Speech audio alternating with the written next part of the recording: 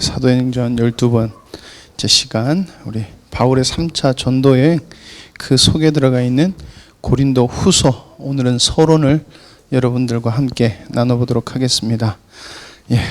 고린도 전서를 하니까 우리가 사도 바울의 선교 여행에 있는지, 고린도 그 내용이 있는지 여러분들이 조금 이렇게 어떻게 보면은 그 상황에 대해서 약간 이렇게 멀어졌을 것 같은데요. 다시 한 번 더 사도 바울의 3차 전도 여행 속에서 고린도 전후서를 여러분들 생각해 봤으면 좋겠습니다.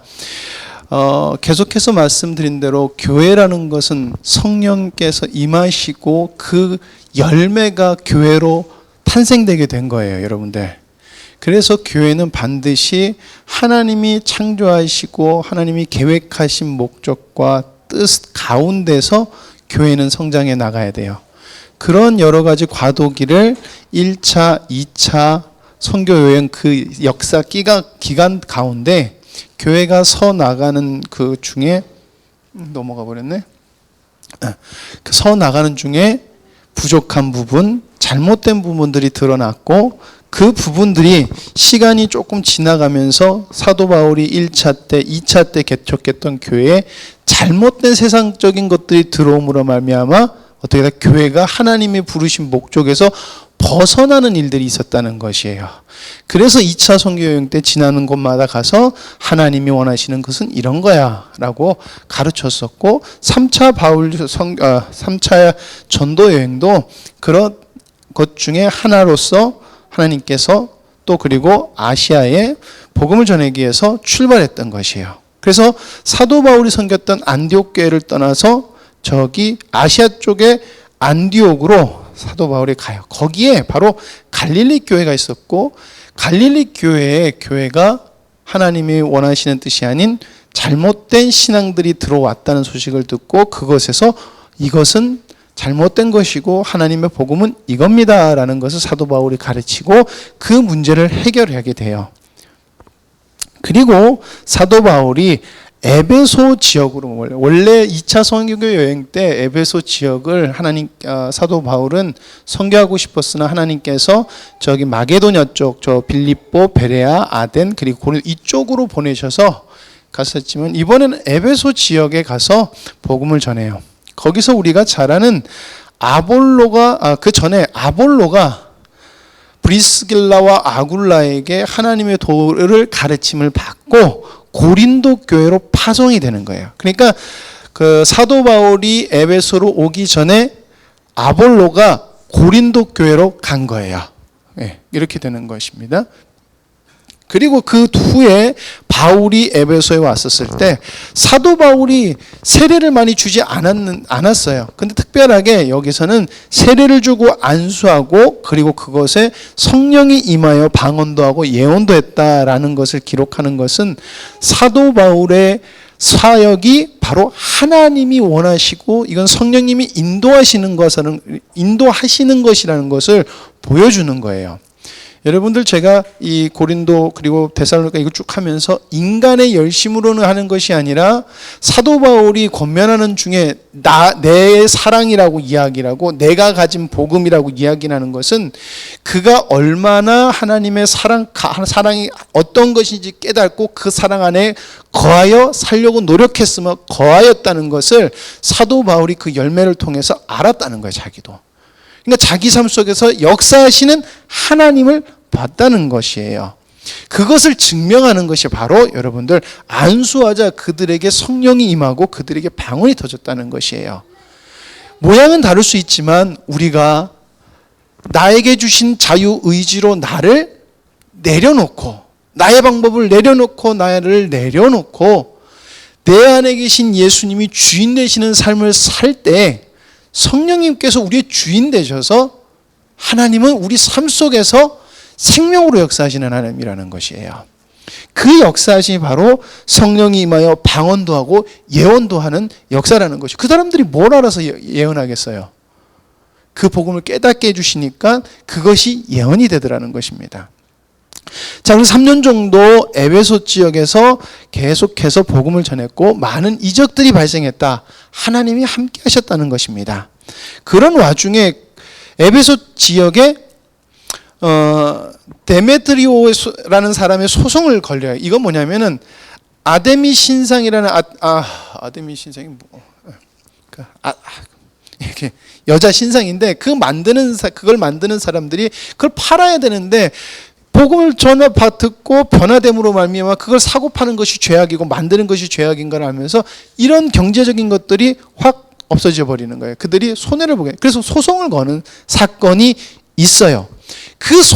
그래서 이렇게 힘든 와중에 또 하나 소식을 듣게 되는 게 바로 고린도 교회 분쟁 소식이에요.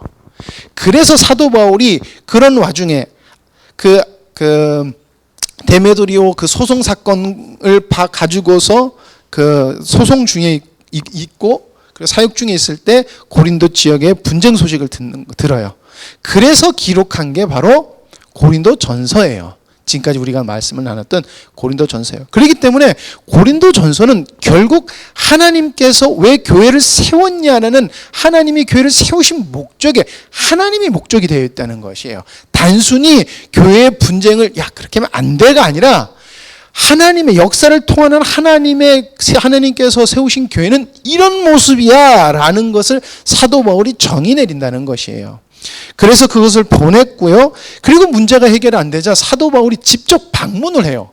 배를 타고 넘어가서 방문을 하고 했는데도 불구하고 해결이 안 돼요. 그래서 다시 돌아와요. 그리고 사역을 계속하고 또 서신을 보내요. 이거는 성경에 기록되어 있고 성경에 기록만 있지 내용은 몰라요. 그러나 서신을 보내고 그리고 주님께 그 교회를 맡기고 다시 마게도냐로 선교지를 옮겨요. 왜냐하면 하나님께서 원하시니까 에베소를 떠나서 가신 거예요.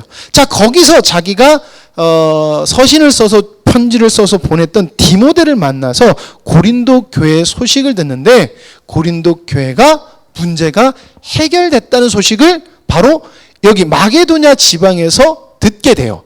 그래서 여기서 그 감사한 마음과 그러나 아직까지도 세상의 관점에 묶여져 있는 사람들에게 하나님의 말씀으로 권면도 하고 경고도 하고 그리고 자기 시에 사도 바울을 받아들인 자 그리고 하나님의 복음으로 돌아온 자들에게 감사와 위로와 격려의 편지를 보내는 게 고린도 후서예요.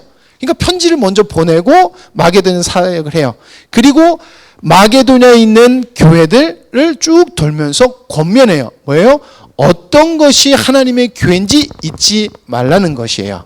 그러니까 여러분들 고린도 교회 문제가 있었으니까가 아니라 이거는 하나님의 교회를 전체 교회를 세워가시는 하나님의 음성이 쭉 계속 이어지는 거라는 거예요.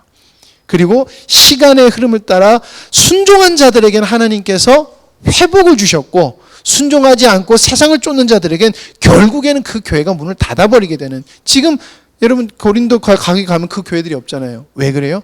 그들이 세상을 쫓았기 때문에 없다는 거예요. 그러나 반대로 세상을 쫓는 것이 아니라 하나님을 쫓았을 때 하나님은 그곳에 하나님의 역사가 있게 하시는 하나님이라는 것을 우리에게도 보여주는 것이라는 것입니다. 그거는 우리도 지금도 주님을 쫓아야 되는 사도 바울의 권면이 우리에게도 있다는 것이에요. 그렇기 때문에 우리가 성경을 읽을 때는 이것은 단순히 그 교회에게 하신 말씀이 아니라 지금 교회에 있는 우리가 들어야 되고 우리가 고쳐야 될 부분을 지금도 말씀하고 계시더라는 거예요. 그것이 서신서라는 것입니다. 이렇게 역사가 흘러갑니다.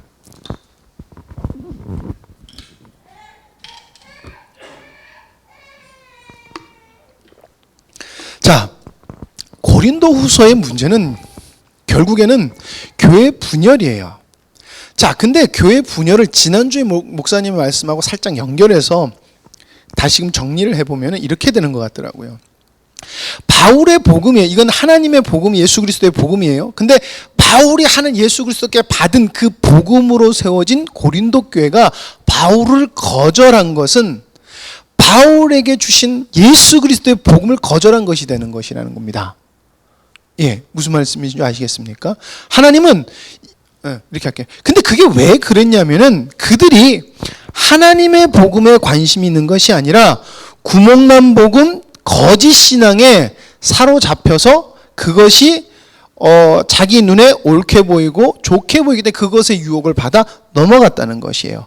그런 모습을 사도 바울은 교회의 속성, 그리고 삼위 하나님과 연합의 질서와 교회 관계, 그리고 교회와 불강력적인 그리스도의 사랑과 은혜의 관계를 이야기하면서 결국 우리가 주님의 복음을 따라 살았을 때, 우리가 주님 앞에 가서 부활하는 그때, 그리고 예수께서 부활하신 것이 그 증거며, 그것은 우리가 완벽하게 누릴 은혜다라는 것을 이야기하는 것이 고린도전서의 서신서의 내용이에요.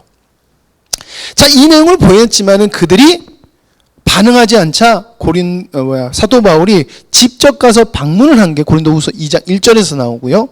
그리고 두 번째로 서신을 보낸 게 고린도후서 2장과 7장에 기록이 되어 있어요.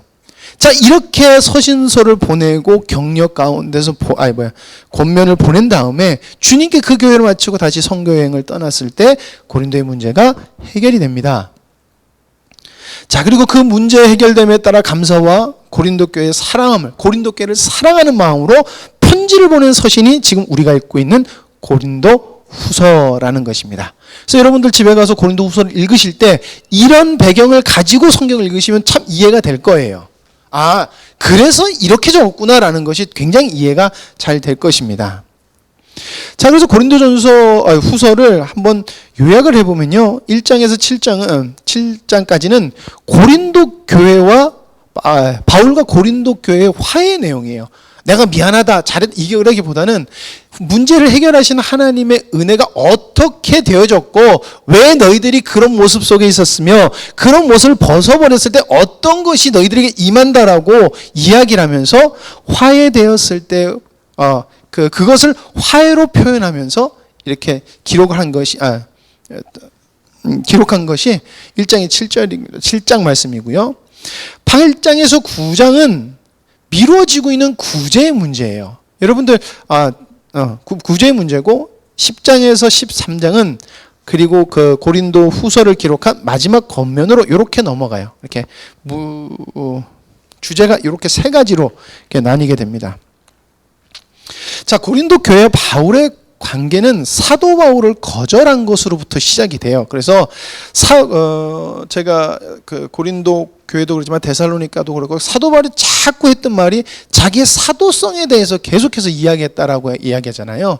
그 사도성에 대한 것을 거절하면서 사도 바울이 전한 복음까지도 거절하는 것이에요. 근데 그게 왜 그렇게 되느냐? 바로 세상이 기준이 됐다는 것이에요. 여러분들 이게 가장 중요한 것이에요. 왜 우리가 하나님의 말씀을 거절하냐라는 것은 세상이 기준이 됐기 때문에 거절된다는 거예요. 만약에 우리가 살아가는 동안에 세상이 기준이 되면요, 어떠한 우리가 교회 안에서의 구제와 섬김과 모든 행동은 복음을 거절하는 행동으로 바뀌어버려요. 예. 그래서 여러분들, 우리는 하나님의 기준이 무엇인지를 깨어서 알아야 되고 찾아야 돼요. 깨닫도록 해야 된다는 것입니다.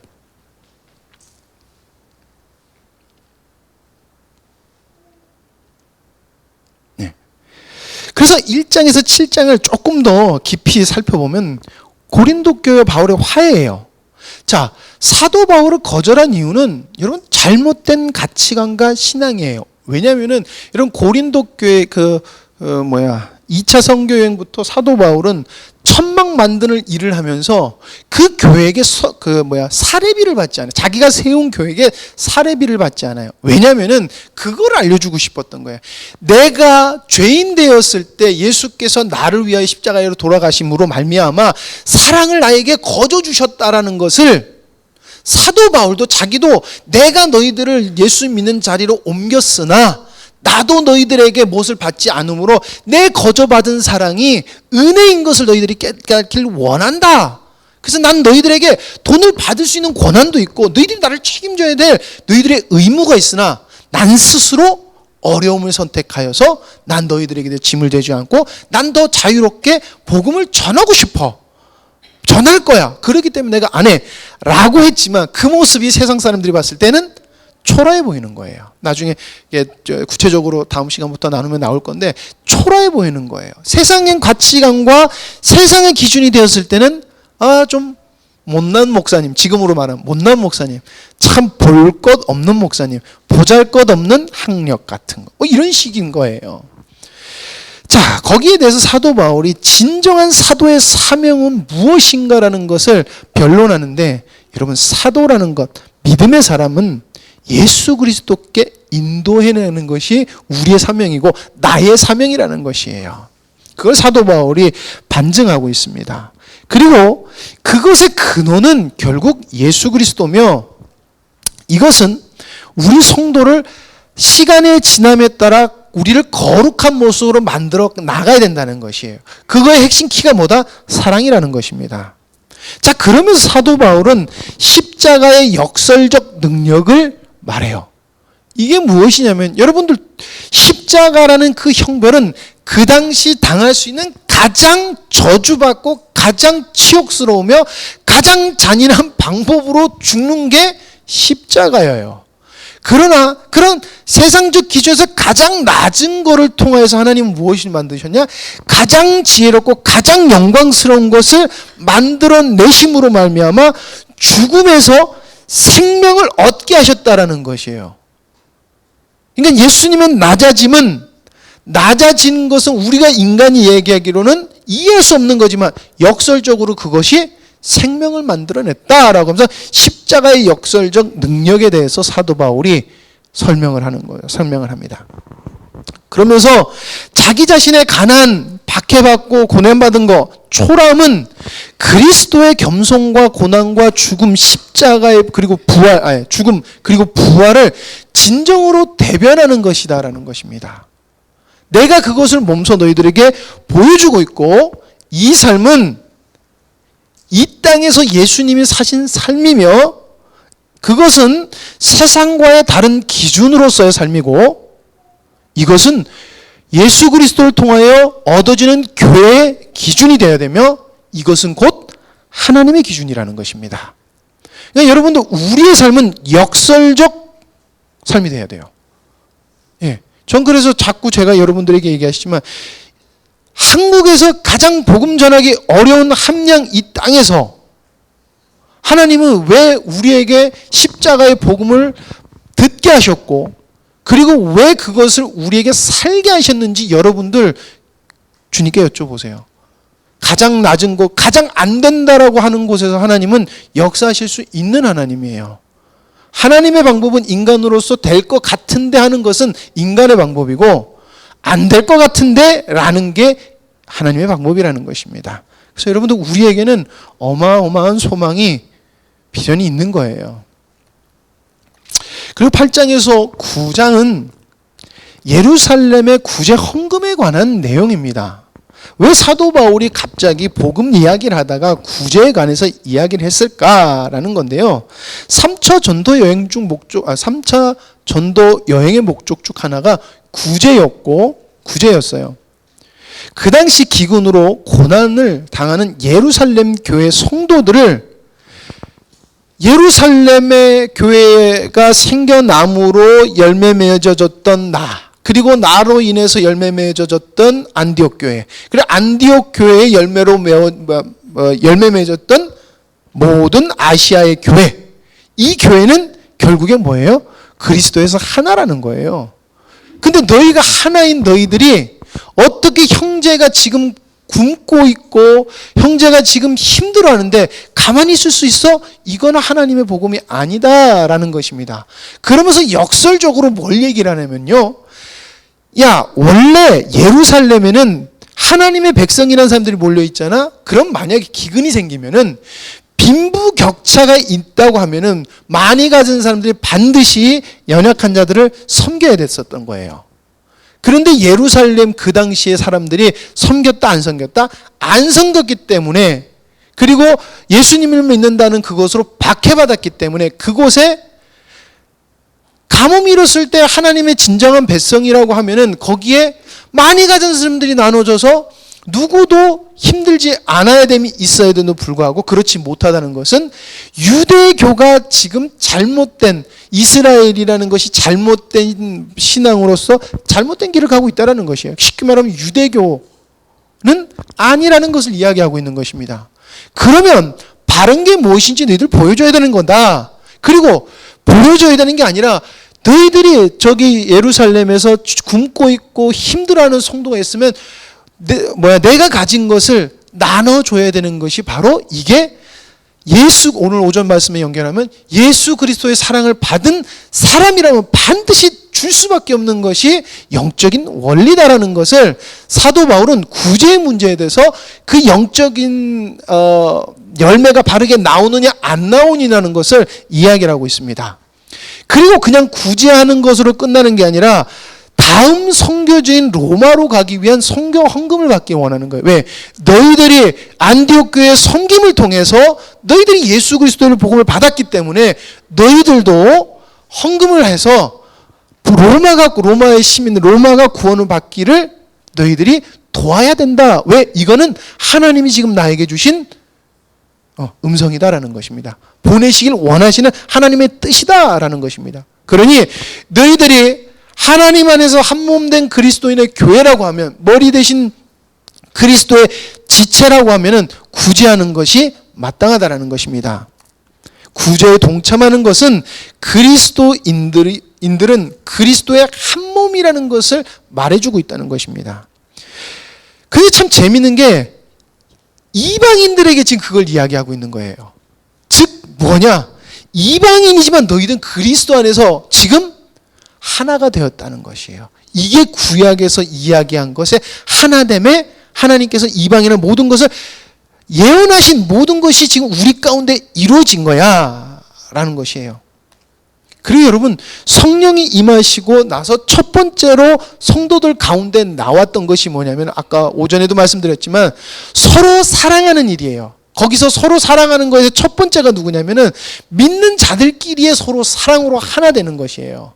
그래서 초대교회에 자기의 것을 팔아 다른 사람들에게 줬다라는 것이에요. 그게 열매라는 것이. 왜? 지체가 굶는 것, 지체가 고난당하는 것을 두고만 볼 수 없는 것이 당연한 그리스도의 마음이라는 것입니다. 그러므로 구제의 문제는 여러분 돈의 문제가 아니에요.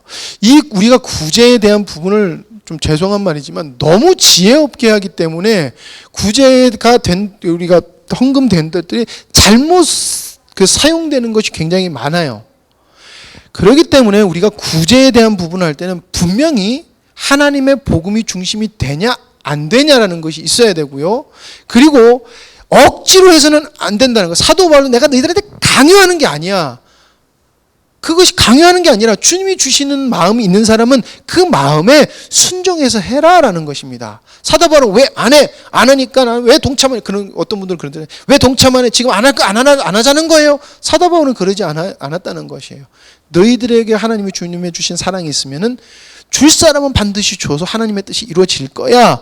근데 내가 그 마음이 너희들에게 있기를 원해. 왜? 그래야지 너희들이 하나 된 것에 대한 온전한 모습으로 서 있기 때문이다 라는 것입니다. 그리고 너희들이 왜 또 구제를 해야 되냐는 것을 사도 바울은 그리스도께서는 모든 부요함이 있으셨어. 그런데 영혼을 얻는 일들, 성부했던 아들들을 얻는 일들을 이루시기 위해서 가장 낮은 자리에 가장 가난한 곳에, 가난한 집안에서 태어나셨고 가장 비참한 모습으로, 초라한 모습으로 사셨어. 그리고 그렇게 돌아가셨어. 희생되셨어. 자, 이것은 그의 가난, 희생은 하나님의 자녀들을 하나님의 것으로 부요하게 이끌어줄 수 있는 게, 그 길을 열어주는 길이기 때문에 예수님은 그렇게 살았기 때문에 너희들도 그 삶을 살 때 하나님의 부요한 것이 너희들에게도 임하지만 너희들에게도 임한 것이 다른 사람에게도 전해질 수 있어. 그것이 구제야라는 것입니다. 그러니까 여러분들 단순히 저기가 불쌍하네, 돕네, 이런 측면이 아니어야 돼요. 제가 그랬잖아요. 너무 섣불리 여러분들 결론 내리지 마세요. 정말 우리 가운데 거기가 도와주기를 원하느냐 안 원하느냐라는 것을 기도해서 주님의 마음을 얻기로 힘써야 돼요. 왜냐하면요, 불쌍한 사람 다 주다 보면은 우리가 망할 수도 있어요. 근데 반드시 주님께서 도와줘야 되는 부분들이 있다는 거예요. 왜냐하면은 제가 이런 말 하면 좀 그렇죠. 선교를 해보면은 너무 선교사님들은 다 다 불쌍해 보여요. 한국보다 못 살아요. 근데 여러분 되게 재밌는 건 뭔지 아세요? 그 사람들은 하나도 자기네들이 불쌍하다 생각 안 해요. 왜냐하면 그 나라의 수준은 그 나라 수준이기 때문에 자기네들은 그렇게 불쌍하다 생각을 안 해요. 여러분 근데 그 사람들한테 도와주면 뭐라 그러는 줄 알아요? 그 다음부터는 당연히 한 손 내밀고 있어요. 다음 선교사님은 왜 저 선교사님 안 줘? 조 목사님은 왜 와서 설교해놓고 뭐 안 줘? 이렇게 나오는 게 거기라는 거예요. 여러분 잘못된 구제는 굉장히 심각한 문제를 발생시켜요. 그러니까 구제도 여러분들 기도함으로 맞냐 틀리냐를 봐야 돼요. 제가 가장 마음이 아팠던 게 필리핀에서 많은 사람들이 이렇게 집회를 하면은 좋은 것 자기네들이 좋아하는 걸 가져오는 사람들은 인기가 좋은 그러니까 자기만 기분이 좋아요. 그리고 좋은 파스토리예요. 그러나 뭐 안 가져 있으면은 그냥 그런갑다 하거나 왜 저 사람 안 줬을까? 뭘 받는 걸 당연히 여기더라는 것이에요. 감사하는 것도 아니고. 여러분 그러니까 구제라는 것은 반드시 왜 예수님이 낮아지셨는가라는 것과 하나가 되어야 된다는 것을 여러분들 반드시 아시길 바랍니다.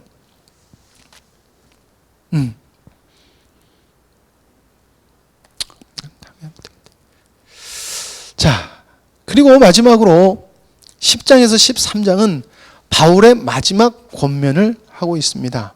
제가 마지막 권면을 읽는 중에 굉장히 마음이 좀 두렵고 떨리는 것 중에 하나가 이렇게 이야기했습니다. 사도 바울이 내가 이제 세 번째 너희에게 가리니 두세 증인의 입으로 말마다 확정하리라.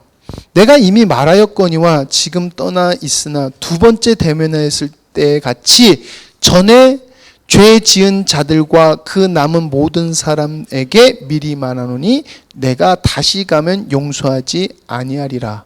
여러분 굉장히 좀 무서운 말이더라고요. 왜냐하면은 여러분 그러잖아요. 여러분 우리가 주님 안에서 원하시는 것이 분명히 있어요. 근데 내 마음에 들지 않는다고 거기에 대해서 반기를 드는 것은 사도 바울이 내가 너를 용서하지 않는다는 것은 하나님 앞에 네가 은혜 입을 수가 없어. 이거 굉장히 위험한 거야라고 강하게 권면하는 거예요. 그래서 제가 자꾸 여러분들에게 얘기하는 게 현실적이냐 상황이 맞냐 틀리느라고 보지 마시라는 거예요. 이것이 좋겠냐 안 좋겠냐를 물어보는 게 아니라 주님이 원하시냐 안 원하시는가를 물어보라고 자꾸 그러는 거예요. 그래서 고린도 교회에 문제를 보내면서 디모데와 그리고 아볼로 여러 사람들에게 확증된 것이 있었을 때 거기에 이게 진짜 주님이 주신 게 맞구나 서신서를 보내고 방문하고 하면서 맞구나라는 것이 고린도 교회에 흘러왔을 때 여전히 사도 바울을 거절하는 사람들이 있다는 거예요. 지금 이 사람들에게 권면하는데 문제는 지금 너희들이 가지고 있는 이 기준이 잘못된 사람, 너희들의 만족을 줄 것 같은 그 잘못된 지도자들을 너희들이 따르기 때문에 잘못된 사상과 잘못된 가치관과 신앙을 따르기 때문에 오는 건데 너 이거 용서받지 못해. 근데 그 모습은 너희들이 분별해야 돼 라고 하면서 갈등의 원인이 됐던 잘못된 지도자들과 자신들을 비교하는 것이에요. 예. 거기 보면 많은 지도자들이 나오잖아요. 그렇죠? 근데 거기서 잘못된 지도자들이 있었다는 것이에요. 근데 그 잘못된 지도자들의 모습을 사도 바울이 이야기를 하는데 그분들이 히브리 성경의 전문가라고 해요. 그러니까 쉽게 말하면 신앙에 능통한 사람이라고 볼 수 있겠어요. 두 번째, 예수님에 대한 지식이 충만했다라고 해요. 여기까지 보면 어떻게 돼요? 이 사람 옳은 사람 같잖아요. 그렇죠? 근데 그 사람들의 문제가 생겨나기 시작합니다. 터무니없는 헌금을 요구합니다. 예. 자, 그리고 자신의 잘남을 자랑하더라는 것입니다. 여러분, 제가 요즘 가만히 생각해 보면 하나님이 우리에게서 이런 일을 하셨어, 이런 일을 하셨어. 예, 그건 간증으로서 해야 될 일이지만 여러분, 그 일을 행하신 분은 하나님이 하신 거지 내가 한 게 아니에요. 여러분, 그 분명히 하셔야 돼요. 여러분들이 열심히 섬겨서 열매 맺었잖아요. 그거 여러분들이 한 것 같지만 여러분이 한 게 아니라 하나님이 하나님의 일을 이루어 가시는 중에 한 파트로서 한 조각으로서 하신 거지 여러분들이 잘나서 하신 거 아니에요.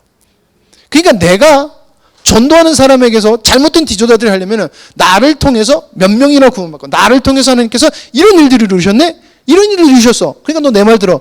이것은요 잘못된 것이에요. 그러면서 사도 바울이 자기의 모습을 말합니다. 나는 니들이 히브리 전문가냐? 나는 성경을 통째로 암기하는 사람이야. 나는 찌르면 성경이 줄줄줄줄 나오는 사람이다. 그리고 너희들이 예수님에 대한 지식이 있냐?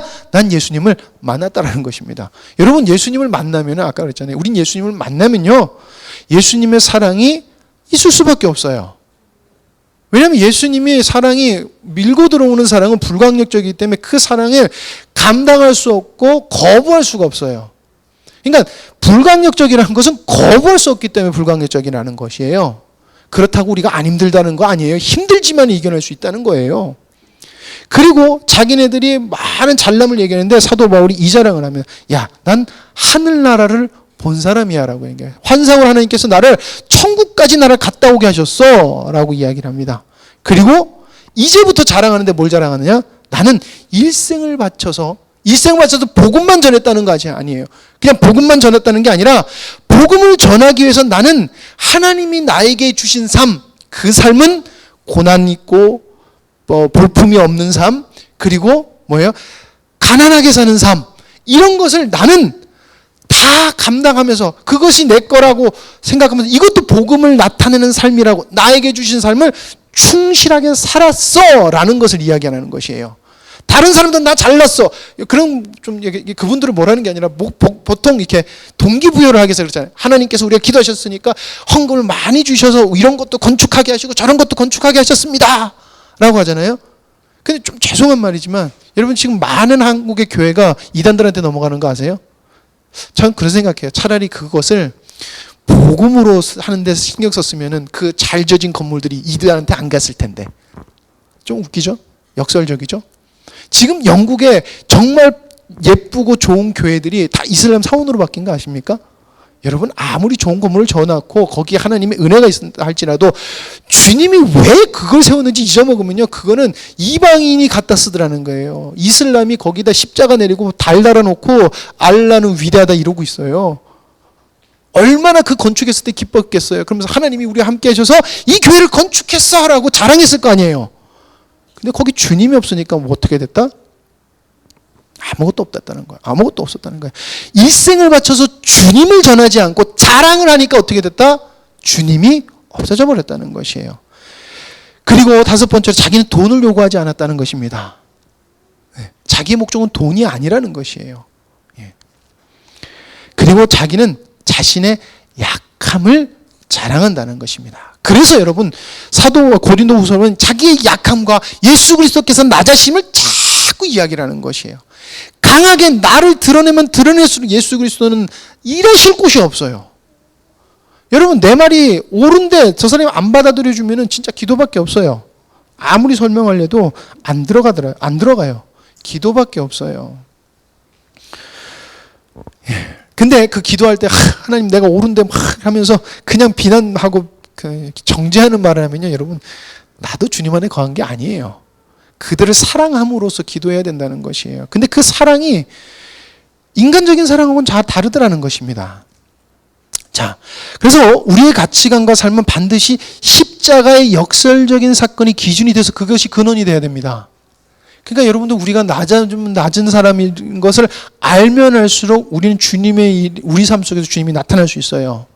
어떻게 보면요, 여러분, 우리가 연약하기 때문에 우리는 주님의 은혜를 더 많이 맛볼 수 있어요. 예. 여러분, 세상적으로 내가 잘났고 내가 많은 것을 알고 있지 못함이 우리에겐 더 자랑일 수 있어요. 여러분, 고린도전서에서 저는 십자가의 복음으로 우리를 점검해야 될 줄 믿습니다. 예, 하나님은 잘난 사람 쓰세요. 사도 바울도 엄청나게 잘난 사람이었어요. 근데 하나님은 사도 바울의 잘남을 쓰시지 아니하고요, 예수 그리스도와 하나 된 사도 바울의 잘남을 쓰셨어요. 무슨 말인지 아시겠습니까? 하나님은 나의 잘남을 쓴 게 아니라 예수 그리스도 인하여 온전히 변화된 사도 바울의 잘남을 쓰셨다는 것이에요. 그런데 그 잘남은요, 사랑으로 나갔다는 것입니다. 그 잘남이 사랑으로 나갔고요, 그건 생명으로 나갔다는 것을 알아야 돼요. 그냥 내가 잘났으니까 내가 옳다라고 하는 것은 여러분들 모든 것을 망쳐버려요. 모든 것을 망쳐버려요. 그리고 스스로도 괴로워요. 그러니까 여러분들, 우리의 모습을 돌이켜보면서 계속해서 주님께서 우리에게 사랑이 있냐 없냐라고 물어보시는데 우리는 분명히 주님의 사랑이 있을 줄 믿습니다. 근데 여러분들 그 주님의 은혜는 맛봐야지 이거다라는 걸로 알 수 있어요. 설명해 준다고 되지는 않아요. 그러니까 목사님들의 할 부분은 먼저 그렇게 살고 얘기해 주는 거예요. 근데 경험하는 것은 여러분들이 경험하셔야 돼요. 어쩔 수 없더라고요, 그거는. 근데 그거를 경험하게 할 때 여러분들이 약할 때 강함 되심이라는 것을 반드시 경험해야 되는 거예요. 약할 때 강함이시라는. 그래서 하나님은 모든 자들을 좌절로 이끌어가는 시간, 여러분 그리스도의 장성의 분량한 그리스도의 장성한 분량까지라는 책 있잖아요. 거기 시간에서 그걸 이야기하고 있어요. 하나님은 그 시간, 사람들에게 시간을 주어 주시는데 인간은 마음이 급해서 이 말하고 싶었다. 여러분 드라마를 보는데 그런 말을 아주 명언을 하더라고요. 사람은 50년 전에도 잊지 않았고 50년 후에도 잊지 않을 건데 영원히 살 것처럼 산다라고 이야기를 하더라고요. 저도 50년 전에 없었어요. 제가 아직 50살이 안 넘었거든요. 저 이제 50살 넘어가신 분들 50살 후에 여러분들이 잊지 못할 것입니다. 아주 장수하셔서 100몇 살이 넘으시면 모를까 대부분의 사람들이 50살이 넘어가면은 이 땅에 먼지가 없어져 버려요. 근데 인간은요 영원히 살 것처럼 살아요. 근데 하나님은 영원하신 분이에요. 여러분들이 아무리 조급해서 움직여봤자 하나님은 영원이기 때문에 우리의 시간에 촉박한 거에 대해서 하나님은 하나도 안 느끼세요. 그 하나님 급하셨으면 지금까지 오시지도 않으셨죠. 왜? 근데 티끌 같은 그 시간 동안 하나님은 무엇을 하세요? 약함에서 강함과 사랑이 드러나길 원하세요. 그러니까 여러분들 이 티끌 같은 시간에 여러분들이 깨달으셔야 될 게 뭔지 아세요? 내 안에서 사랑이 나타나느냐, 약할 때 강함이 되느냐, 이거 깨달으셔야 돼요. 그렇게 깨달으면은 여러분들이 그렇게 조급한 시간을 줄일 수가 있어요. 되래요. 왜? 그리고 조급하지도 않아요. 왜냐면요 하나님이 일할 게 보이고 나는 내가 주님의 사랑으로 나타났는가 아닌가, 내 조급함으로 하고 있는가 안 하고 있는가, 그리고 교회는 서로 이게 주님의 일이 맞는가 아닌가로 집중하게 돼 있지 급한 마음이 있지 않다는 거예요. 이게 주님이 원하시는 거야 원치 않는 거야로 가게 돼 있지 빨리빨리가 나올 수 없다는 것이에요. 예, 여러분 아무리 빨리 가봤자 몇 년이에요. 근데 하나님 앞에서 몇 년은요 영원하신 하나님 앞에서 몇 년은 아무것도 아니에요. 진짜 아무것도 아니에요. 그러니까 만약에 여러분들 삶 속에서 열매가 풍성하게 못 맺혀진다고 하면은 하나님은 그렇잖아요. 여러분들 자녀 속에서 은혜가 이루어지길 원합니다라는 것이에요. 다윗이 얼마나 자기 삶 속에서 성전이 건축되기를 원했겠어요. 그러나 내 때가 아니면 내 아들 때입니다. 하나님. 그래서 뭐 했어요? 준비했다는 거예요. 아들이 하나님의 성전을 짓기 위해서 준비한 준비의 역할을 충실하게 했다는 것이에요. 예, 조급해하지 마십시오. 여러분들 자녀들이나 여러 자녀들이 방황하더라도 여러분들이 주님 안에 서 있으면 그 자녀는 주님의 자녀예요. 여러분들 자녀 아니에요. 주님의 자녀예요. 주님의 자녀라는 것입니다. 저도 그게 안 될 것 같은데 그럼 저한테 그러세요. 그때 그 목사님 그렇게 얘기하셨잖아요. 좀 냅둬요. 그러면서 저한테 조언해 주세요. 여러분들 두세요. 그리고 주님한테 걔네들을 맡기세요. 그리고 해야 될 일은 내가 빛이 돼야 된다는 것이에요. 아까 오전에 목사님 마지막으로 그 얘기 하셨잖아요. 딸이 와서 봤는데 다 엉망진창이다. 근데 난 그게 안 보이고 난 주님만 보이더라. 여러분들이 주님만 보면은 내 자녀는 반드시 주님을 보게 돼 있어요. 그건 하나님의 약속이더라는 것입니다. 여러분들 내가 먼저 주님을 닮고 내가 약함에서 강함이 나오는 것을 자녀들에게 보여주며 그것이 사랑으로 나타나는 것을 여러분들이 자녀와 가정과 그리고 여러분들의 직장 속에서 나오기를 소망합니다. 기도하시겠습니다. 하나님 아버지, 저희들이 말씀을 보면서도 이게 내 말씀이라 라고 말을 하지만 참 내 말씀이다 라고 사는 것 같지는 않은 것을 발견하게 됩니다. 하나님, 우리가 하나님에 관해서 더 알아가면 알아갈수록 주님을 의지할 텐데 아버지 하나님, 우리 마음속에 조급함과 열심과 인간적 열심과 마음의 불안함이 있는 것은 분명히 저희들의 믿음이 없음을 주님 앞에 고백합니다. 아버지 하나님, 저희들이 믿음이 없는 것은 당연한 것입니다. 그렇기 때문에 주님께서 우리 삶 속에서 역사하여 주셔야 되고, 주님께서 역사하시면은 저희들이 이해할 수 없는 방법이어도 분명히 그것은 아름답고 놀랍고 주님의 계획하신 것이 이루어지는 하나님 은혜일 줄 믿습니다.